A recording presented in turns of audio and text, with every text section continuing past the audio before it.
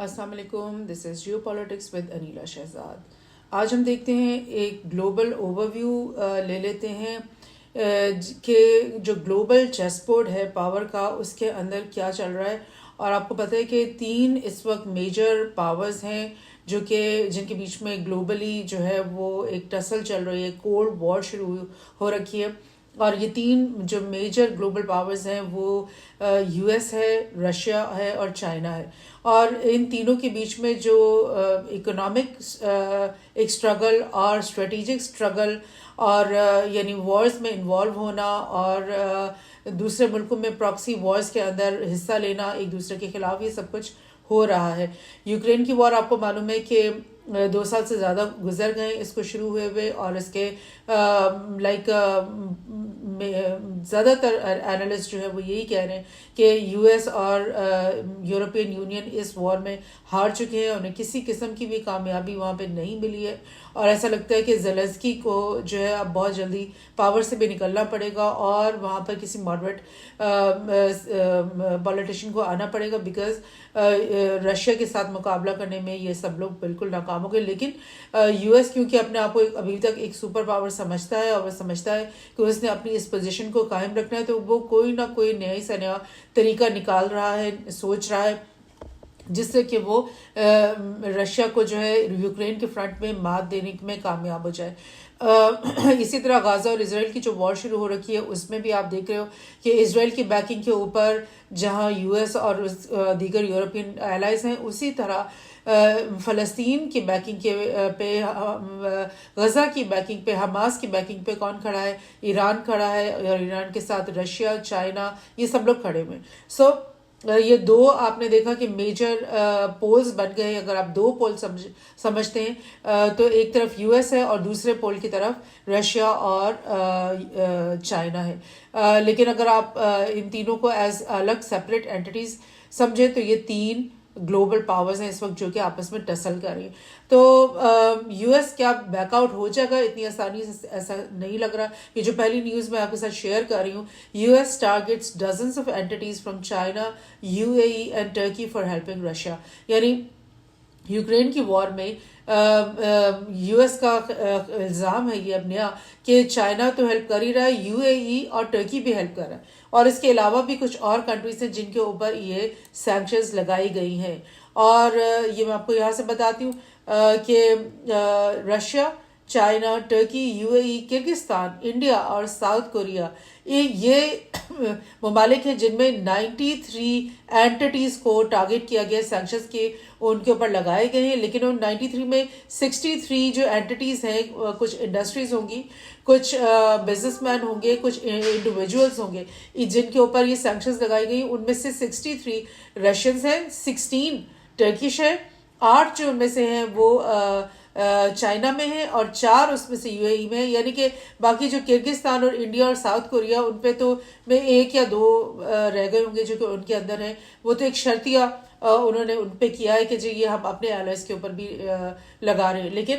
آپ یہ دیکھ رہے ہو کہ سینکشنز لگانے کے جہاں تک بات ہے, اس سے پہلے بہت سارے اینالسٹ جو ہے وہ پولیٹیکل اینالسٹ ہمیشہ کہتے رہے کہ جب بھی یو ایس نے دنیا میں کہیں پہ کسی بھی ملک پہ سینکشنز لگائے تو اس کا ہمیشہ اس کو خود کو نقصان ہوا ہے, یعنی وہ اس کے اوپر الٹے پڑ گئے. اور ایسا ہی ہوتا ہے جیسے کہ یو ایس کے جو سینکشنز ہیں انہوں نے اس سے پہلے بھی $400 بلین آلموسٹ جو ہے رشیا کے وہ بلاک کیے جب یوکرین وار سٹارٹ ہوئی تھی. اور اس کے بدلے میں کیا ہوا, رشیا کی اکانومی کو ایک تو دھکا تو لگا, ٹھیک ہے, مگر اس کے فوراً بعد رشیا نے اور چائنا نے اور دیگر بہت سارے ممالک جن میں اسپیشلی برکس والے ممالک ہیں, ان سب نے یہ تہیہ کر لیا کہ اب ہم ڈالر کی ڈومیننس کو ہی ختم کر دیں گے. اب ہم ڈالر سے جو ہے وہ کوئی انٹرنیشنل ٹریڈ کے لیے اس کی جو پریزنس ہے وہی ختم کر دیں گے. اور پھر انہوں نے یہ بولا کہ ہم مزید ایسٹس ہمارے یو ایس ڈالر کے اندر ہم نے خریدے ہوئے ہیں, یو ایس ٹریجری میں خریدے ہوئے ہیں, یا یو ایس کے بانڈس خریدے ہوئے, یا یو ایس کے اور مطلب انویسٹمنٹ کی ہوئی ہم نے یو ایس کے اندر, وہ سب ہم ایک ایک کر کے نکالتے جاتے ہیں. اور اس میں چائنا اور جاپان جو کہ یو ایس کا ایلا ہے, یہ دونوں سر فہرست رہے ہیں جنہوں نے وہاں سے اپنی ایسٹس کو اور اپنے جو मतलब अपने एसेट्स और अपनी सेविंग्स को वहाँ से निकाल देंगे. ایک اور نیوز آپ کے ساتھ شیئر کرتی ہوں کہ کی parts of sweeping US sanctions against Russia. اس میں نیوز میں بہت سارے ڈفرینٹ سینکشنز بتائے جو رشیا کے اوپر لگائیں گے. بڑا انٹرسٹنگ اس میں سے ایک ہے جو میں آپ کو بتا رہی ہوں کہ جو US ٹریجری ڈپارٹمنٹ سیڈ کہ it is imposing sanctions on state own یعنی Russian state own national payment card system the operator of Mir payment system. یعنی کہ جیسے ہمارے یہاں کریڈٹ کارڈز ہوتے ہیں اس طرح سے میر پیمنٹ سسٹم کا یعنی ایک وہ کارڈ کریڈٹ کارڈ ہی آپ سمجھ لیں یہ آپریٹ ہو رہا تھا رشیا کے اندر جس کے تھرو جو ہے وہ لوگ اپنی پیمنٹس کر رہے تھے. اور بیکاز آف دس یہ ڈیجیٹل کیونکہ یہ ایک سسٹم ہوتا ہے تو اس کی مدد سے یہ لوگ باہر کے ممالک کے ساتھ بھی ٹریڈنگ میں اپنا یہ کارڈ یوز کر رہے تھے. تو اس کارڈ کو ہی کے اوپر ہی سینکشن لگا دیا ہے کہ یہ کارڈ جو یوز کرے گا وہ یعنی اس کے اوپر یعنی مزید یعنی قدغن لگائی جائے گی یا جس طرح کے بھی سینکشنز وہ لگا سکتے وہ لگائیں گے. The government of Russia's proliferation of mir has permitted Russia to build out a financial structure that enables Russian efforts to evade sanctions and reconstitute severed connections to the international financial system. یعنی کہ جو sanctions US نے پہلے ان پہ لگائی جس کی وجہ سے یہ جو انٹرنیشنل فائنینشیل سسٹم میں سے کٹ آف ہوئے تھے یہ پیمنٹس نہیں کر پا رہے تھے ٹریڈ نہیں کر پا رہے تھے ریسیو نہیں کر پا رہے تھے منی انٹرنیشنل جو ان کے ٹریڈ پارٹنرز ہیں ان کے ساتھ اس چیز کو جو ہے مطلب اس میر پیمنٹ سسٹم کے ذریعے انہوں نے یعنی اپنے لیے ایویٹ کر دی وہ سینکشنز. اور اس کارڈ کے ذریعے جو ہے وہ اب وہ سب کام کر رہے تھے جس پہ مطلب US چاہتا تھا کہ وہ یہ سب کچھ نہ کر سکیں. تو آپ سوچو کہ یہ سینکشنز جو ہے یہ کوئی لائک ایک فیئر قسم کی سینکشنز تو نہیں ہے کہ اگر آپ کو ایک ملک سے دشمنی ہے آپ کو اس کو مات دینی ہے تو آپ اس کو پوری دنیا میں جو بھی اس کی ٹریڈنگ کا سسٹم ہے اس میں سے اس کو کٹ آف کر دو اور اس کو بالکل آئسولیٹ کر دو. یعنی آپ اس سے جا کر جنگ تو لڑ نہیں سکتے لیکن آپ اس کی ٹانگیں کاٹو اس کی مطلب لیگ پولنگ کری جاؤ ڈفرینٹ طریقوں سے. تو اگر آپ کے لیے یہ سب کچھ جائز ہے تو پھر رشیا اور چائنا کے لیے بھی وہ حربہ اختیار کرنا جائز ہو جائے گا جو کہ بظاہر فیئر نہیں لگ رہا ہوگا لیکن پھر وہ کہیں گے کہ جب آپ ہمارے ساتھ اس طرح سے کرتے ہو تو پھر ہم کیوں نہیں ایسے کر سکتے. سو another news US hits Iran with new sanctions targeting commanders and shipping. یعنی ایران کی سب سے جو بڑی شپنگ لائک ویسل ہے جو کہ 100 ملین ورتھ ایرانین کموڈیٹیز کو شپ کر کے چائنا لے کے جا رہی تھی اس کے اوپر اس نے سینکشن کر دیا کہ یہ شپ جو ہے اس کو کوئی بھی دنیا کا ملک جو ہے